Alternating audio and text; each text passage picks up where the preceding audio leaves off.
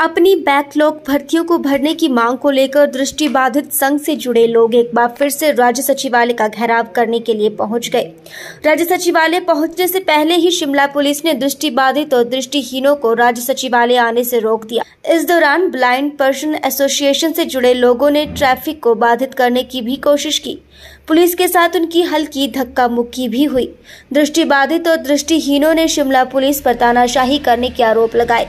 Blind person association के अध्यक्ष राजेश ठाकुर ने बताया कि वो सभी लंबे वक्त से बैकलॉग भर्ती होने का इंतजार कर रहे हैं। साल 1995 के बाद से लेकर अब तक भर्ती नहीं हुई है। ब्लाइंड पर्सन एसोसिएशन को धरना देते हुए 274 दिन का वक्त बीत गया है। चुनाव आचार संहिता से पहले भी वो शिमला के माल रोड पर बने रेन शेल्टर में 100 दिनों से भी ज्यादा तक क्रमिक अनशन पर बैठे रहे। तब भी सरकार का कोई नुमाइंदा उनसे मिलने के लिए नहीं आया। एक बार फिर से मांग उठा रहे हैं कि जल्द से जल्द दृष्टिबाधित और दृष्टिहीनों की बैकलॉग भर्ती को पूरा किया जाए। उन्होंने कहा कि हर भर्ती में दिव्यांगों का 4% कोटा होता है, लेकिन सरकार लंबे वक्त से इन पदों पर भर्ती नहीं कर रही। उन्होंने कहा कि प्रदेश भर में दिव्यांग कोटे में नौकरी की मांग कर रहे लोगों की संख्या करीब 800 है। राजेश ठाकुर ने कहा कि अगर राज्य सरकार उनकी मांगे नहीं मानती तो वो 1 अगस्त से एक बार फिर क्रमिक अनशन पर बैठ जाएंगे। अपने रोजगार के लिए, हम अपनी नौकरी के लिए, रोजगार के लिए यहाँ आए हैं और यहाँ पे पुलिस वालों ने कपड़े तक फाड़ दिए हमारे मतलब हमारा कुछ नहीं हो रहा है आज तक। कम से कम कितनी सालों से पहले हम इस उसमें आए हैं और आज तक जो है हमारा कुछ भी नहीं हो रहा है। नमस्कार, मैं कल्पना देवी की मंडी से बिलोंग करती हूँ। हमारा बैकलॉग होता है जो सरकार छुपा के बैठी हुई है और हमारा बैकलॉग नहीं निकाल रही है। उसी के यहाँ पे हम बैठे हुए हैं धरना प्रदर्शन के लिए। आज हमने चक्का जाम कर दिया और तो यहाँ पे हमसे तो पुलिस वालों ने तो हमें धक्का मुक्की और हमारे कपड़े तक फाड़ दिए। किसी को तो चोट भी गंभीर, किसी को तो गंभीर चोट, हमारे भाई को तो ऐसी चोट आई है। इस पुलिस वाले ने ऐसे मारा उसको कि वो तो बेहोश ही होगा बेचारा। तो ये चाहता है कि जो पुलिस वालों ने इनको मारा है उसको सस्पेंड किया जाए, सस्पेंड किया जाए। अभी क्या इनका रिकॉर्ड है, अभी इनको सस्पेंड किया जाए। जैसे हमारे भाई के ऊपर इन्होंने हाथ उठाया। ठीक है, कब तक आप चक्का जाम? कुछ नहीं मिलता जब तक हम हमसे सीएम साहब यहाँ खुद मिलने नहीं आते। 274 दिन हो गया। इससे पहले आप मुख्यमंत्री से मिले?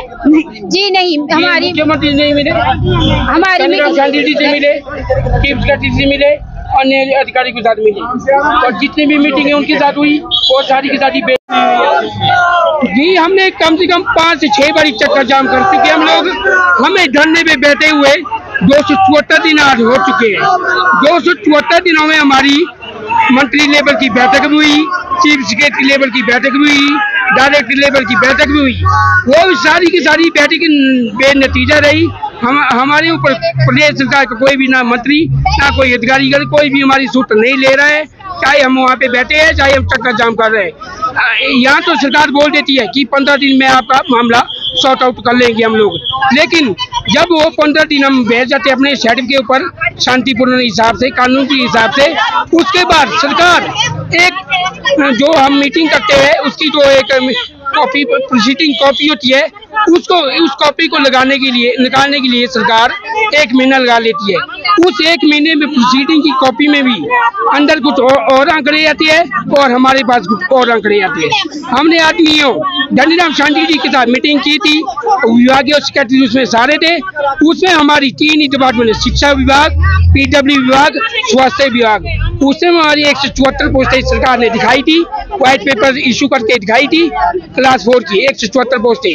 जब प्रदेश में 2.5 महीने के लिए आचार संहिता लगती है, आचार संहिता के बाद वो 174 पोस्टें गायब हो जाती है। मैं प्रदेश सरकार से पूछना चाहता हूँ वो हमारी 174 पोस्टें कहाँ गई? उतने हमारे पास आदमी भी नहीं है जितने सरकार के बाद में हमारा बैकलॉग का कोटा है। कितने सालों से? कानून से ही जो क्लास 3 और क्लास 4 की पोस्टें हैं ऑल डिपार्टमेंट में भरपूर मात्रा में सरकार के पास बचा हुआ है। उसमें भी सबसे ज्यादा पोस्टें ब्लाइंडों की है। फेक ब्लाइंड तो लग जाते हैं। सरकार सीबीआई जांच करे तो आज की डेट में हिमाचल प्रदेश में 80% जो लोग हैं दृष्टिबाधित वो फ्रॉड है। जो हम रियल ब्लाइंड है वो हमें तो कुछ मिल नहीं पाता है, लेकिन वो बड़े बड़े पैसे दे के मंत्री क्लास सेटिंग करके वो बड़े बड़े पदों पे बैठे हैं। लेकिन जो हम रियल ब्लाइंड है, रियल दृष्टि बाधित है, हमें हमारा अधिकार नहीं मिल पा रहा है। कंटिन्यू हुई बैठेगी जी हम 1 अगस्त से 15 अगस्त तक। क्या लग रहा है दूरी मार आपके साथ हो रही है पहली? देखो जी, जब से तो आदरणीय सुक्खू जी सीएम बने हैं, मैं तो यही मानता हूँ कि आदरणीय सुक्खू जी करते हैं धन बल की राजनीति और द्वेष की राजनीति। ये मैं क्यों कह रहा हूँ, आदरणीय जो स्वर्गीय राजा वीरभद्र सिंह थे, सबसे पहले तो उन्होंने उनके ही नारा चेंज किया। उनका नारा था सर्वत्र हिमाचल का सर्वत्र विकास। सुक्खू जी सीएम बनते हैं, वो देश के अंदर एक नारा लाते हैं व्यवस्था परिवर्तन। ये कौन सी व्यवस्था है उनकी?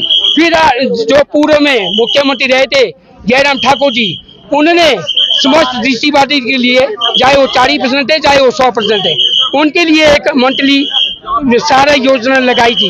और प्रदेश सरकार के जो अभी के वर्तमान के मुख्यमंत्री है आदरणीय सुक्खू जी, उन्होंने महिलाओं के लिए 1500 रुपए दे दिए और सुखाश्री वाले को 4,000 रुपए पेंशन दे दी। लेकिन उन्होंने हमारी पिछले ही हफ्ते पूरे हिमाचल में दिव्यांगों की जो 3,000 रुपए सारा योजना मिलती थी, वो भी बंद करा ली। कहते हैं कि हमारे पास पैसा नहीं है।